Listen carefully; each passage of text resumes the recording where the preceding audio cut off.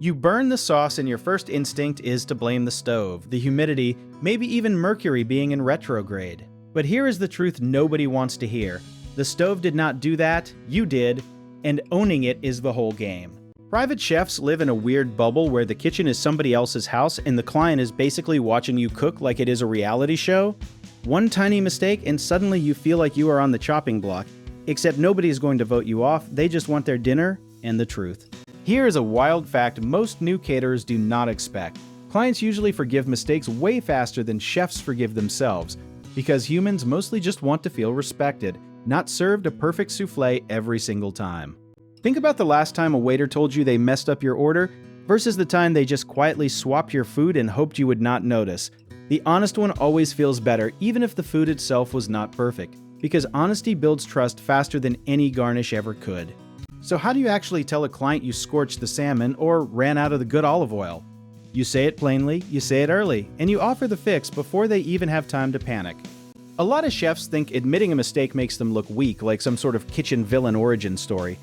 Actually, it is the opposite, because confidence is not about never messing up, it is about handling the mess up like a professional instead of a toddler who dropped their juice box. Let us talk timing for a second, because timing is everything in comedy and also in kitchen confessions. Telling someone about a problem 5 minutes before the tasting menu starts is way better than letting them discover it themselves when their in-laws are already seated at the table. There is also a psychological trick hiding in plain sight here. When you say, "I made a mistake and here is how I am fixing it," you are giving the client a sense of control. And control is basically the #1 thing people want when things go sideways. Caterers especially need this skill because events do not pause for drama. If the shrimp cocktail runs late, you do not disappear into the kitchen like a magician. You walk out, you explain calmly, and you give a realistic new timeline instead of vague hope. Now, let us bust a myth. A lot of people think accountability means groveling, apologizing 5 different ways, maybe even crying a little into the risotto. Real accountability is short, clear, and forward-looking, kind of like a movie trailer that tells you exactly what is coming next without dragging on for 2 hours. History actually backs this up in a funny way.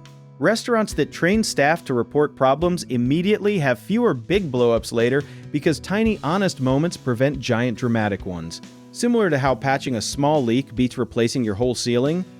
Here's another myth to smash. Some chefs think silence protects them. Like if they just do not mention the undercooked chicken, maybe nobody will notice? Spoiler alert, people notice. And staying quiet turns a small kitchen slip into what feels like a cover-up, which is way worse for your reputation. Preparation matters here too, not just personality. If you already know your worst-case scenarios, a burnt dish, a late delivery, a broken oven, you can have your explanation ready instead of scrambling for words while sweating through your apron. Chefs who prepare their communication the same way they prep their ingredients almost always come across calmer and more trustworthy. At the end of the day, being a great private chef or caterer is not just about food, it is about how you handle the moments when things do not go as planned. The kitchen will always throw curveballs, but how you talk about those curveballs is what actually builds a career people trust for years. So if you want more tips like this on running a private chef or catering business the smart way, you want to learn more about our company? Check out the links in the description below.